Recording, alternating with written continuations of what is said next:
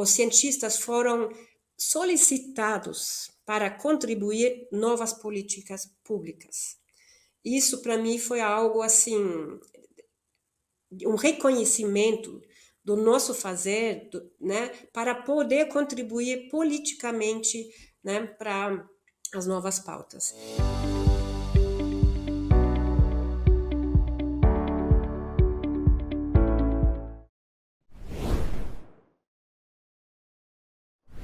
É uma história bastante longa, que começou quando eu tive 14 anos, que eu me interessei em estudar sobre a cultura brasileira. No meu colégio tinha um grupo, uma iniciativa de jovens, de estudantes, e a gente teve um projeto de arrecadação, e com esse grupo, então, eu me dediquei já, né, muito jovem sobre essa cultura brasileira. Eu vim a primeira vez com 16 anos ao Brasil, e num lugar muito especial. Eu fui ao pequeno vilarejo no município de Farias Brito, perto do Crato, no sertão, no Cariri, no sul do Ceará, com 16 anos. Então foi algo que marcou profundamente a minha vida, a hospitalidade, a leveza brasileira, e eu voltei com essa impressão e retornei mais umas vezes, fiquei muitos meses aqui naquele vilarejo, fazendo cooperação internacional com ajuda de projetos, né? E com esse espírito eu iniciei meus estudos em História da Arte, Ciências Políticas e Ciências Culturais na Universidade de Münster, sabendo que existem esses outros lugares, essas outras formas de se lidar com a vida, da luta na existência. E no meu mestrado, eu consegui juntar esse engajamento social, político, cultural, que eu fiz no Brasil, enquanto adolescente, e com os meus estudos na História da Arte. Então, eu defendi a minha dissertação sobre o modernismo brasileiro, Anita Malfatti e seus retratos. Portanto, eu fiz a minha pesquisa de campo no Instituto de Estudos Brasileiros, na USP, em São Paulo. Foi aí, em 2000... Não, foi fim de 1998, que eu conheci a primeira vez o sul do Brasil. Até então, a minha referência brasileira era apenas o Nordeste, e então defendi esse mestrado que me encantou muito com a cultura, com a diversidade. Portanto, em 2003, meu marido brasileiro e as minhas duas crianças, minhas duas filhas, a gente veio aqui ao Brasil. Então, antes de pensar numa carreira especificamente no Brasil, eu tive esse grande interesse, essa grande paixão, né, para esse país. E então, em 2003, iniciamos aqui nossa caminhada profissional. Eu concursei na Universidade Federal do Paraná, no Departamento de Artes. Eu sou historiadora de arte. E isso foi para mim uma conquista incrível, porque como jovem mulher com duas filhas pequenas na Alemanha, isso seria, naquela época, eu estou falando de 20 anos atrás, seria algo muito difícil. O Brasil é extremamente atraente para cientistas, pesquisadores, porque a universidade pública garante, a partir do momento que a gente passa por um concurso, uma estabilidade profissional que é incrível. Uma estabilidade e uma liberdade de atuação dentro de uma estabilidade financeira que me permite atuar como professora 40 horas, dedicação exclusiva. É algo que é muito atraente. Eu acho que outro fator atraente aqui no Brasil é que a gente tem os órgãos de fomento, como o CNPq e a CAPES, que geram programas de incentivo, que geram bolsas para os alunos, para os professores, tem fortes programas de incentivação da internacionalização. Então, nesse sentido, o Brasil é um grande país que investe agora com o novo governo de volta, né, na educação, e isso também é um ponto importante. Por exemplo, a gente tem estreitas relações com os ministérios. Por exemplo, a gente recebe programas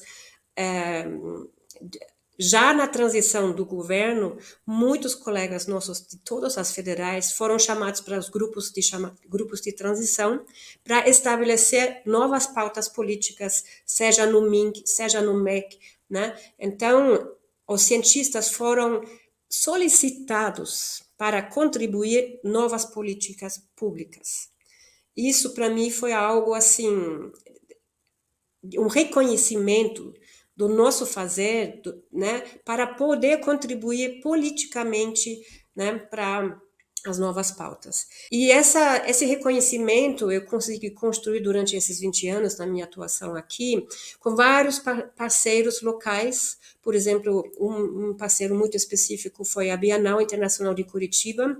Eu fundei, criei o circuito universitário da Bienal Internacional de Curitiba. Foi com chamada pública para os alunos aqui de Curitiba, da UDESC de Florianópolis, parceiros em Paraguai, em Uruguai e na Argentina. Então, foi um projeto que hoje a gente tem uma publicação sobre essas 4 edições no repositório da Biblioteca da Universidade Federal do Paraná. E hoje, muitos artistas que passaram pelo Cubic são artistas com projeção internacional. Eles conseguiram convênios para Frankfurt, residências artísticas na França, estão com galerias em São Paulo, em Rio de Janeiro. Então, foi um projeto que tem, até hoje, esses desdobramentos dessas 4 edições. E outro fator, que eu acho que é um dos fatores que o Brasil ganha, é a diversidade regional que esse país continental tem. É uma diversidade da flora, da fauna, das regiões culturais.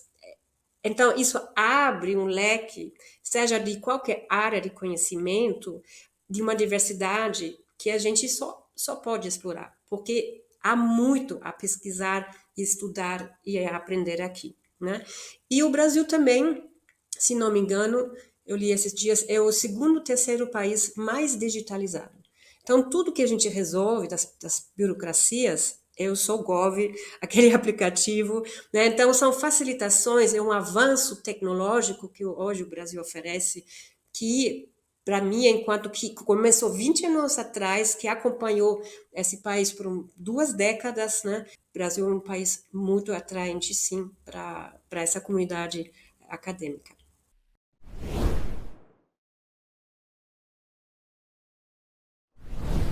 Hoje já existem alguns concursos na idioma inglesa, mas a maioria é português. Então tem que ter um bom preparo e reconhecimento da providência da língua portuguesa para poder, né, ter essa tramitação ou essa candidatura, né, para um concurso. Também precisa ter todos os diplomas revalidados para serem reconhecidos aqui pelas universidades federais do Paraná. Então, eu precisava reconhecer meu mestrado, doutorado aqui pelas universidades federais. Antes de pensar numa carreira acadêmica cientista aqui no Brasil, eu já estudei muito sobre o Brasil, sobre a cultura, a história brasileira. Sendo o Brasil um país colonizado, né, pelos europeus. E hoje a gente se encontra no momento da virada decolonial, onde existem novos debates que questionam, né, a ciência positivista, enfim. Então, muitas das disciplinas estão nessa revisão, né, decolonial. Então, o cientista que quer vir para cá precisa ter, né, uma abertura no seu modus operandi, não chegar aqui com uma evidência superior de europeu, de alemão, que acha que tem todas as respostas, mas chegar aqui com uma vontade de propor, mas numa atitude de perceber, de escutar, de observar e de dialogar. E as instituições, como falando da área da cultura, como o MASP, enfim, a Pinacoteca de São Paulo, né, o MAN, no Rio de Janeiro, eles estão pautando essas questões. Por exemplo, a arte indígena contemporânea, AIC, a Bienal de São Paulo. Onde estão essas outras produções artísticas que sempre foram marginalizadas? Então, isso são agora revisões necessárias, eu estou falando da minha área, mas isso também compete para muitas outras áreas, que existe, né, então, esse questionamento teórico, metodológico, né, de dar essa voz para outras falas, para esses outros lugares que até então não tiveram espaço na ciência. Uma dinâmica, uma transição que está acontecendo para formular novos propósitos consolidados mas a partir desse olhar crítico. Então, eu acho que com essa postura generosa e com uma formação sólida vindo do exterior, vindo da Alemanha, pode ser uma grande contribuição.